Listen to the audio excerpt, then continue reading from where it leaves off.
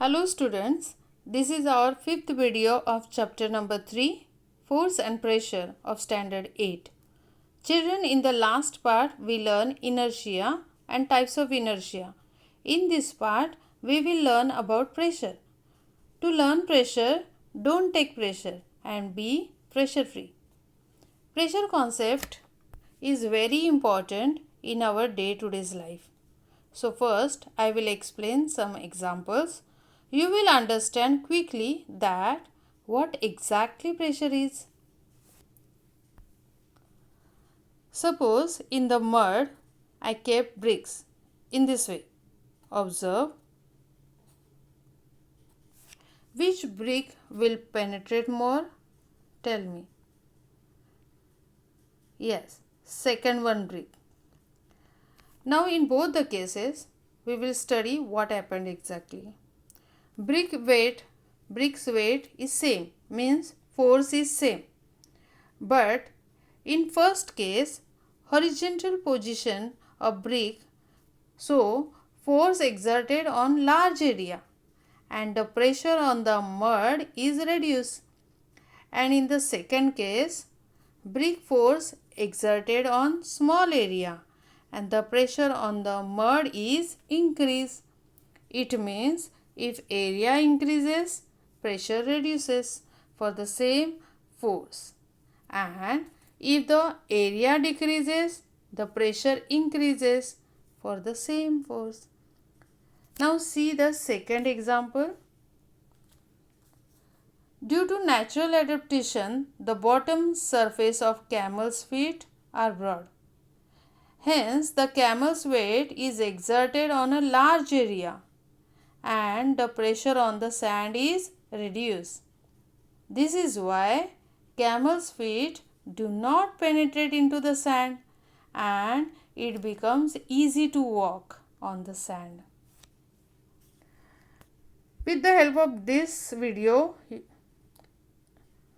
you will understand more. You apply force on the flat side of the nail.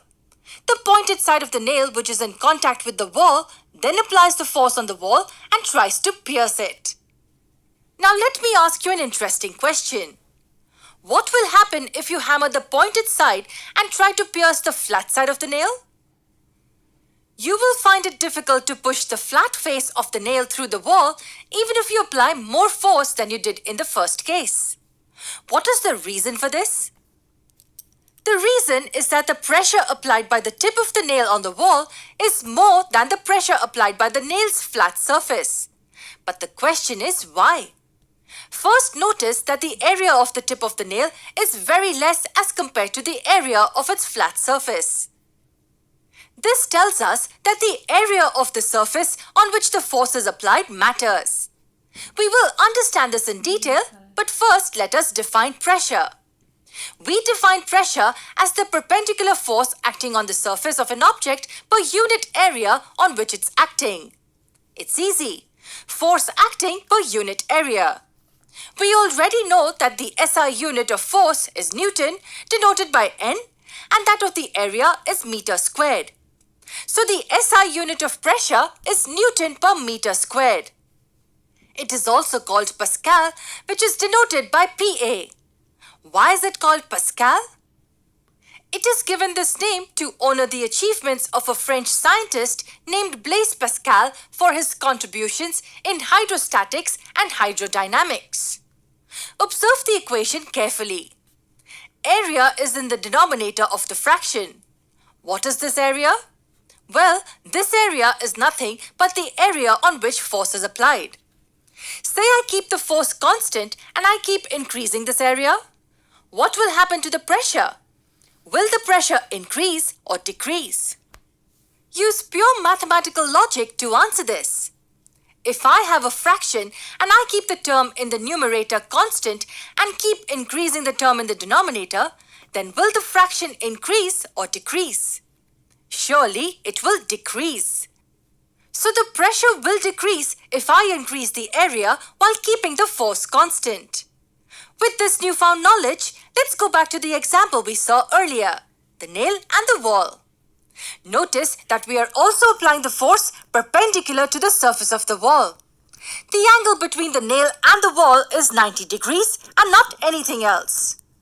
If you notice, the tip of the nail has a very small area compared to the flat surface of the nail, and hence the area of contact with the wall reduces to great extent in the first case.